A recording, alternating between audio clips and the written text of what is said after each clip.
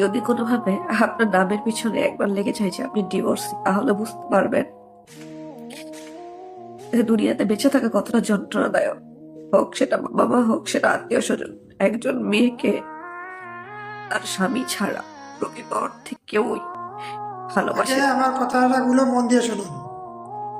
যারা যেসব মেয়েরা বা যেসব মহিলারা কথায় কথায় শুধু ডিভোর্স, পরের কান পড়া কথা শুনে, বিশেষ করে মা বাবা বা ভাই বোনের বা আত্মীয় স্বজনের কথা মতো শুনে যারা স্বামীর সংসার ত্যাগ করেন,